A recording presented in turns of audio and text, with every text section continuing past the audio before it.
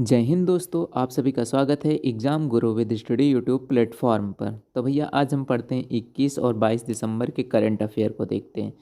Exam में आपके हर एक एग्ज़ाम में अत्यंत महत्वपूर्ण होता है करंट अफेयर। तो भैया स्टार्ट करते हैं। हमारा फर्स्ट क्वेश्चन क्या है? फर्स्ट क्वेश्चन है भैया हमारा, आयरलैंड के प्रधानमंत्री कौन बने? अभी हाल ही में आयरलैंड में चुनाव हुआ है, तो वहाँ के प्रधानमंत्री भैया कौन बने हैं? लियो वराडकर वहाँ के नए प्रधानमंत्री बने हुए हैं। अब इनके बारे में भैया जान लेते हैं। भारतीय मूल के लियो वराडकर को 17 दिसंबर 2022 को दूसरी बार आयरलैंड के प्रधानमंत्री के रूप में चुना गया है। यह माइकल मार्टिन की जगह लेंगे। माइकल मार्टिन अब उप प्रधानमंत्री और विदेश मंत्री बन गए हैं।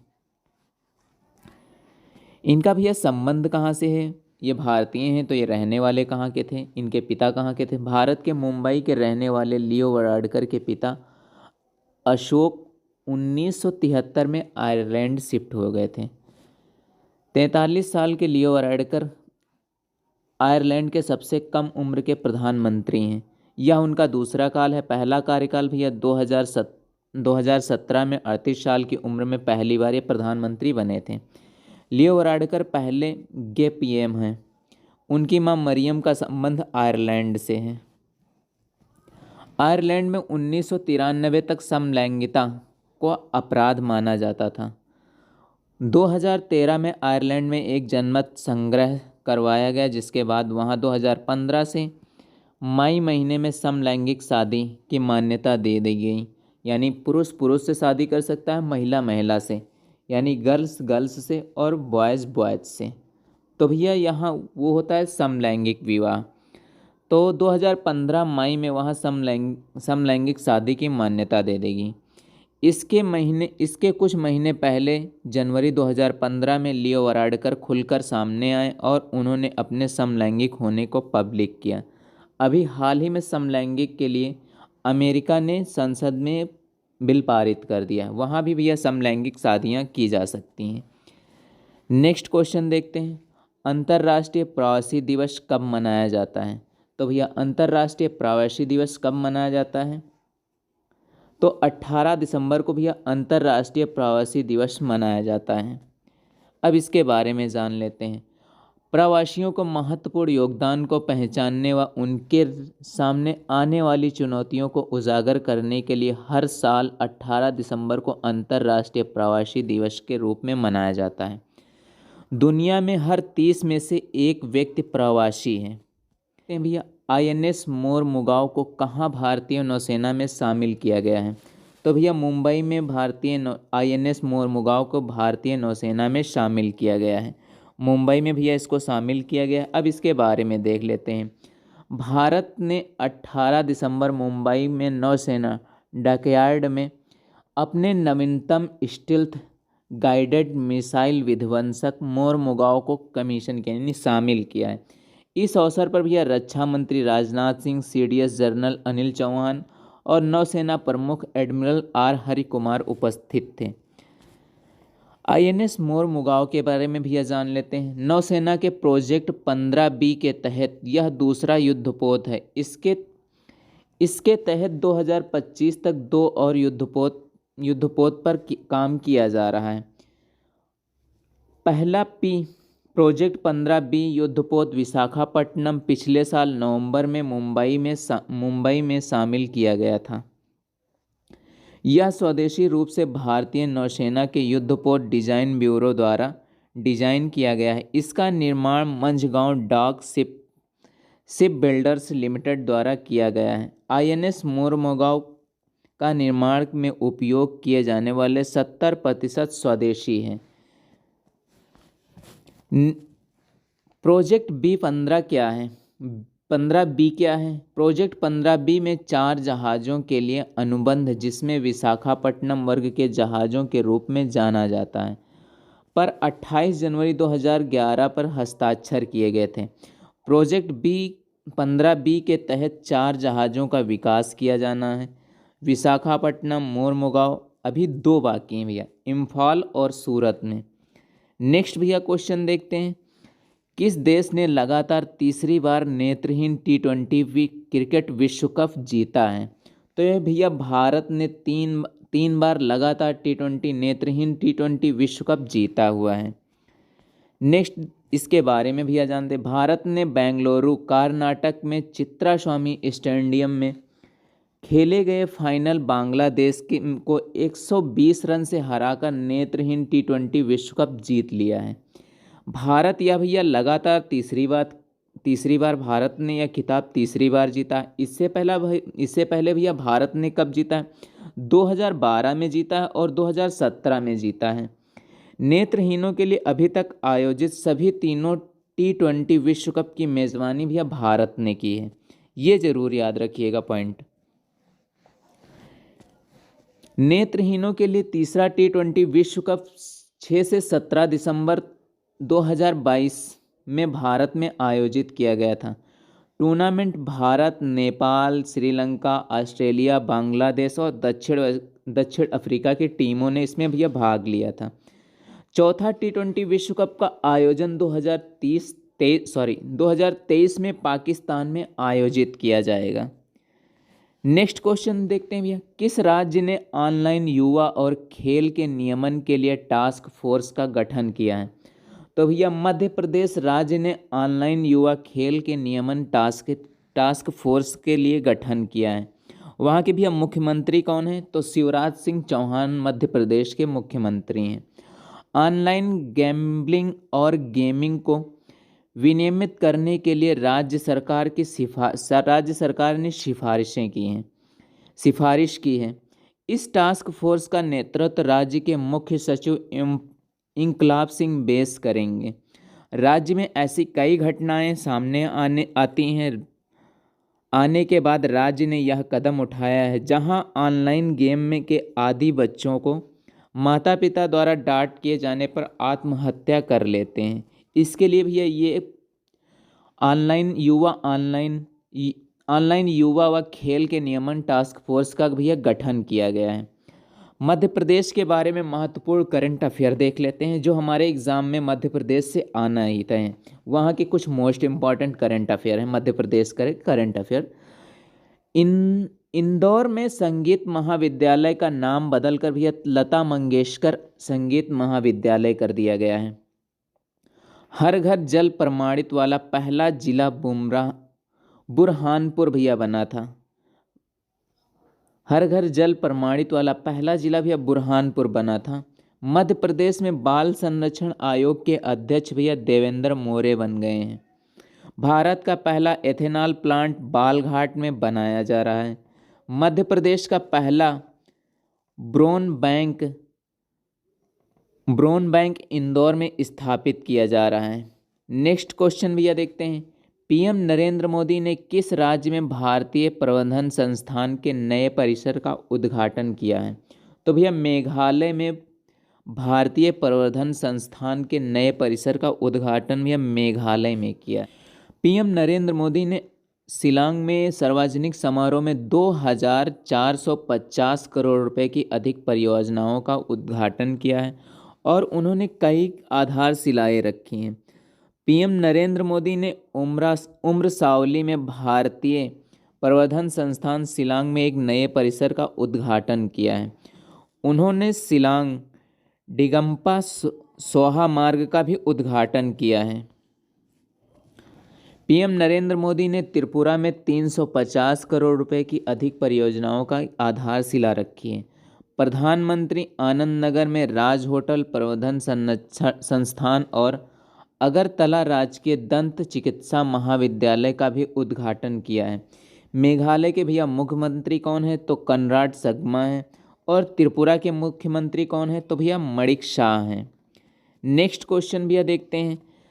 महिलाओं की स्थिति पर संयुक्त राष्ट्र आयोग ने किस देश को निष्कासित कर दिया है? तो भैया ये हाल ही में अमेरिका द्वारा ईरान को भैया निष्कासित कर दिया है। संयुक्त राष्ट्र आयोग के द्वारा निष्कासित कर दिया गया है। ईरान में महिलाओं के हिजाब पहनने के लिए मजबूर करने के आदेश के खिलाफ व्यापक विरोध हो रहा है। Commission on the state of women Iran को हटाने का प्रस्ताव अमेरिका द्वारा लाया गया था। 54 देशों में 29 ने इस प्रस्ताव का समर्थन किया है और 16 अनुपस्थित रहे हैं। ठीक है। और भारत भैया इस वोटिंग से अलग रहा है, यानी भारत ने ईरान के पक्ष में ना वोट डाली, वो इससे भैया अलग रहा है। ईरान का कार्यकाल 2022 से 2026 तक था। नेक्स्ट क्वेश्चन भैया देखते हैं।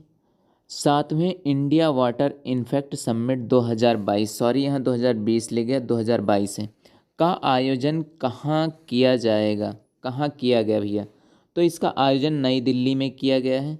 हमारा बी ऑप्शन भैया करेक्ट है। अब इसके बारे में जान लेते हैं। 2022 में भैया थीम क्या थी?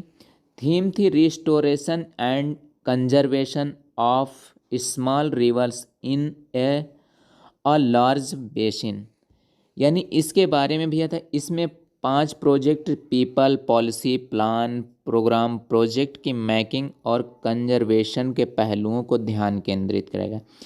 इस समिट का आयोजन 15 से 17 सितंबर 2022 तक के, सॉरी 2000 दिसंबर 15 से 17 दिसंबर 2022 तक किया गया है।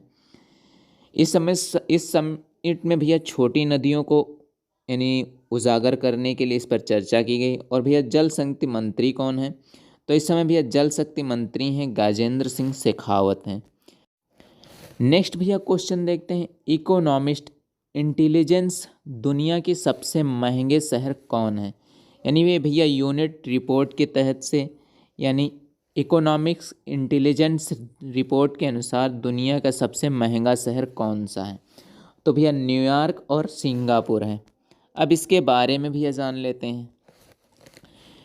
इकोनॉमिस्ट इंटेलिजेंस यूनिट द्वारा जारी इस साल में world wide cost of living index ने खुलासा किया है कि न्यूयॉर्क और सिंगापुर दुनिया के सबसे महंगे शहर हैं, यानी यहाँ भी यह सबसे महंगा शहर है ये। नेक्स्ट क्वेश्चन देखते हैं। एयू स्मॉल फाइनेंस बैंक और किसके बैंक इंश्योरेंस के साथ भैया टाई अप की घोषणा की है? तो भैया किसके साथ की है? HDFC लाइफ कंपनी के साथ में टाई अप की घोषणा की है। अब इसके बारे में भैया जान लेते हैं। AU small finance bank of HDFC life company ने एक बैंकर्स यानी बैंक इंश्योरेंस समझौता किया है, जिसके तहत MU बैंक के ग्राहक HDFC लाइफ कंपनी में जीवन बीमा पॉलिसी खरीद सकते हैं। बैंकर्स भैया इंश्योरेंस क्या है? बैंकर्स इंश्योरेंस में एक बैंक एक बीमा कंपनी के साथ एक समझौता करता है। यदि बैंक ग्राहक बीमा उत्पाद खरीदता है तो बैंक को बीमा कंपनियों का कमीशन प्राप्त होता है, यानी इससे भैया कमीशन प्राप्त होता है। यहाँ बैंक और बीमा कंपनियों दोनों को भैया फ़ायदा होता है। MU स्मॉल फाइनेंस बैंक क्या होता है, इसके बारे में जान लेते हैं। यह भारत का सबसे छोटा लघु वित्त बैंक है, जिसने 19 अप्रैल 2017 को अपना परिसंचालन शुरू किया था। मुख्यालय कहाँ भैया? जयपुर राजस्थान में इसका मुख्यालय है। प्रबंध निर्देशक और मुख्य कार्यकारी अधिकारी कौन है? तो संजय अग्रवाल इसके मुख्य कार्यकारी अधिकारी हैं। बैंक की भैया टैगलाइन क्या है? बदलाव हमसे है, यानी ये भैया इसकी टैगलाइन है। नेक्स्ट भैया देखते हैं HDFC कंपनी के बारे में। HDFC इंश्योरेंस कंपनी लिमिटेड के बारे में भैया जान लेते हैं। इसने अपना कारोबार 2000 में शुरू किया था। यह भारत के निजी क्षेत्र में सबसे बड़ी बीमा कंपनियों में से एक है। वैसे तो सबसे बड़ी कंपनी LIC है, लाइफ इंश्योरेंस है। तो ये भैया सबसे बड़ी कंपनी है। इसका भैया मुख्यालय मुंबई में है। प्रबंधन निर्देशक और मुख्य कार्यकारी अधिकारी कौन है? तो विभा पडलाकर इसके मुख्य कार्यकारी अधिकारी हैं। टैगलाइन भैया इसकी क्या है? सर उठा के जियो। ये भैया HDFC की टैगलाइन है। नेक्स्ट भैया क्वेश्चन देखते हैं। फीफा विश्व कप 2022 का खिताब किसने जीता है? तो भैया 2022 का खिताब अर्जेंटीना ने जीता है। अब इसके बारे में जान लेते हैं। फीफा 2000 विश्व कप के बारे में। अर्जेंटीना गत चैंपियनशिप फ्रांस के पेनल्टी शूटआउट 4-2 से हराकर 18 दिसंबर को फीफा विश्व कप 2022 का खिताब जीत लिया है, तीसरी बार भी यह जीत लिया है। फाइनल मैच फाइनल मैच भी कहाँ खेला गया, ये इम्पॉर्टेंट होता है, यानी कहाँ खेला गया। लुसैल कतर और लुसैल स्टेडियम में यह भी खेला गया है। अर्जेंटीना 36 साल बाद विश्व कप जीतने में सफल रहा। इसने भी 1978 और 1986 में भी तीसरी बार खिताब को अपने नाम जीता था। पहली बार इसने 1978 में जीता था और दूसरी बार 1987 में भी जीता था और इस बार 2022 में जीता, यानी इसने तीसरी बार भी फीफा विश्व कप ट्रॉफी जीत चुका है। अब 2022 में फीफा विश्व कप 2000 पुरस्कार शीर्ष में 4 रैंकिंग के बारे में भी जान लेते हैं। अर्जेंटीना विजेता था, फ्रांस दूसरा था, एशिया भी तीसरे नंबर पे था और मोरक्को भी चौथे नंबर था। गोल्डन बूट अवार्ड भी किसे मिला, तो किलियन एम्बाप्पे को भी मिला। इनका संबंध कहाँ है, फ्रांस से है। नेक्स्ट भैया देखते हैं गोल्डन ग्लव अवार्ड भी किसे मिला है, एमिलियानो मार्टिनेज को मिला है। इनका भी संबंध कहाँ है, अर्जेंटीना से है। नेक्स्ट भैया देखते हैं फीफा यंग प्लेयर अवार्ड किसे मिला है, एंजो फर्नांडिस को मिला है, ये भैया अर्जेंटीना से हैं। नेक्स्ट देखते हैं FIFA fair play award England को मिला है। सिल्वर बूट अवार्ड भैया लियोनेल मेसी को मिला है। कांस्य बूट अवार्ड भैया मिला है ओलिवर गिरोद फ्रांस को मिला है और सिल्वर बॉल पुरस्कार किलियन एम्बाप्पे को मिला है। 2022 फीफा विश्व कप के बारे में भी जान लेते हैं। 22वां फीफा पुरुष विश्व कप 20 नवंबर से 28 दिसंबर 2022 तक कतर में आयोजित किया गया था। शुभांकर भैया क्या था, तो शुभांकर वहाँ का था लाइव, इसका शुभांकर था, ये भैया था। वहाँ का पुरुषों में पहनने जाने वाला एक पारंपरिक हेड ड्रेस है। नेक्स्ट देखते हैं फीफा विश्व कप के बारे में। वर्ल्ड कप के दौरान इस्तेमाल होने वाले फुटबॉल का नाम अल रिहाला था। ये भैया ज़रूर याद रखिएगा कि फुटबॉल का नाम क्या था, तो इसका नाम था अल रिहाला था। अल रिहाला का अर्थ है यात्रा से है। इसे भैया जर्मन मल्टीनेशनल कंपनी एडिडास ने भी इसको डिजाइन किया था। देखते हैं गोवा मुक्ति दिवस कब मनाया जाता है, तो 19 दिसंबर को भी गोवा मुक्ति दिवस मनाया जाता है। अब इसके बारे में देख लेते हैं। 1961 में गोवा से पुर्तगाली ताकतों को हराने के लिए और गोवा को आज़ाद कराने के लिए भारतीय सशस्त्र बलों द्वारा ऑपरेशन विजय चलाया गया था, जिसकी सफलता की याद में 19 दिसंबर को गोवा मुक्ति दिवस मनाया जाता है। 19 दिसंबर 1961 को गोवा पुर्तगाली शासन से मुक्त हुआ था। नेक्स्ट गोवा मुक्ति दिवस का इतिहास। गोवा में पुर्तगाली की शुरुआत 1510 में हुई थी, जब आफशो डी अलवुकर ने इस स्थानीय सहयोगी तिमैया की मदद से बीजापुर राजा को हराया था।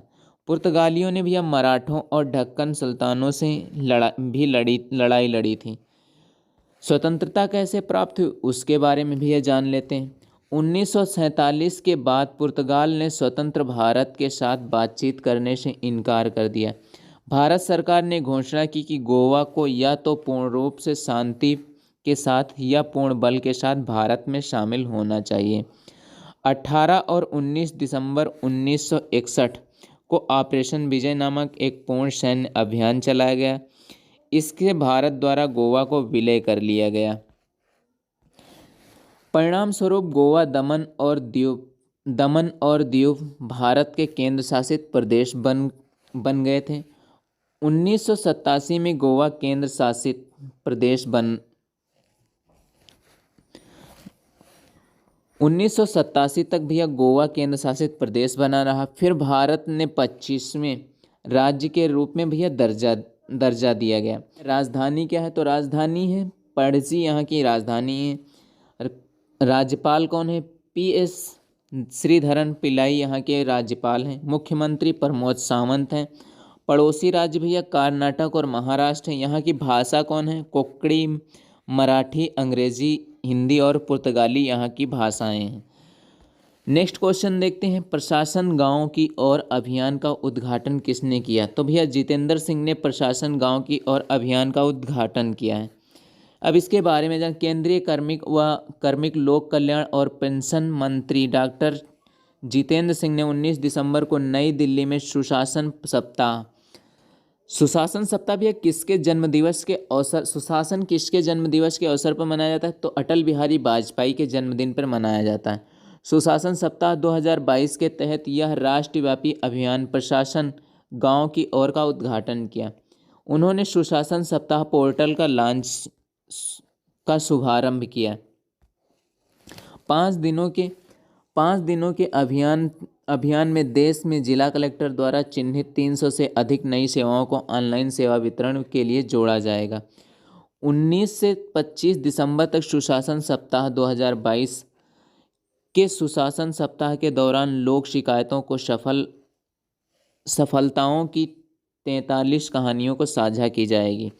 हर साल 25 दिसंबर को पूर्व प्रधानमंत्री अटल बिहारी के जन्मदिन पर सुशासन दिवस मनाया जाता है। नेक्स्ट क्वेश्चन भैया देखते हैं, भारत और किस देश के बीच जारी 2023 में नौका सेवा शुरू की जाएगी? तो भैया श्रीलंका के द्वारा भारत और श्रीलंका के देश के बीच जारी 2023 में भैया नौका सेवा शुरू की जाएगी। श्रीलंका के बंदरगाहों, नौवहन व नागरिक उड्डयन मंत्री निमल श्रीपाला डी सिल्वा के अनुसार जाफना जिले में काके संथुराई बंदरगाह व पंडुचेरी के कराईकाल बंदरगाह के बीच यात्री नौका सेवाएं जारी 2023 से भैया जारी की जाएंगी। ये भैया श्रीलंका और भारत के बीच नौका सेवाएं जनवरी 2023 में भैया जारी हो जाएंगी। भविष्य में तूतीकोरिन तमिलनाडु में जो पड़ता है से श्रीलंका के कोलंबो तक यात्रियों को परिवहन सेवाएं भी शुरू की जाएंगी। श्रीलंका के गृह युद्ध के कारण 1980 के दशक में तमिलनाडु और श्रीलंका के उत्तरी भाग में के बीच नौका सेवाएं जिनमें श्रीलंका और तमिल के वर्चस्व के है वहाँ बंधित हो गई थी। पाक जल डमरू मध्य और मन्नार की खाड़ी एक संकीर्ण चैनल भारत और श्रीलंका को अलग करता है। नेक्स्ट भैया क्वेश्चन देखते हैं, हमारा लास्ट क्वेश्चन है, मिसेज वर्ल्ड 2022 का खिताब किसने जीता है? तो भैया सरगम कौशल ने भैया मिसेज वर्ल्ड 2022 का खिताब जीता है। ये पेशे से एक टीचर थी। अब इनके बारे में भैया जान लेते हैं। भारत की सरगम कौशल मिसेज वर्ल्ड 2022 का खिताब जीत लिया है। अमेरिका की लास वेगस में आयोजित इस मुकाबले में उन्होंने 63 देशों की सुंदरियों को पीछे छोड़ दिया है। सरगम कौशल जम्मू कश्मीर से इनका भैया संबंध है। सरगम खुद एक टीचर हैं। उन्होंने लिटरेचर से पीजी किया है। मिसेज वर्ल्ड दुनिया का पहला ऐसा ब्यूटी पेजेंट जिसमें शादीशुदा महिलाओं के लिए बनाया गया है। इसकी शुरुआत भैया 1983 में हुई थी। पहला मिसेज वर्ल्ड का खिताब किसने जीता था? श्रीलंका की जीती थी, रोजी सेना याके भैया जीती थी। तो रोजी सेना याके ये भैया श्रीलंका की, इन्होंने पहला खिताब जीता था। क्वेश्चन कंप्लीट हो गए। मिलते हैं एक नेक्स्ट वीडियो के साथ में, तब तक के लिए जय हिंद दोस्तों।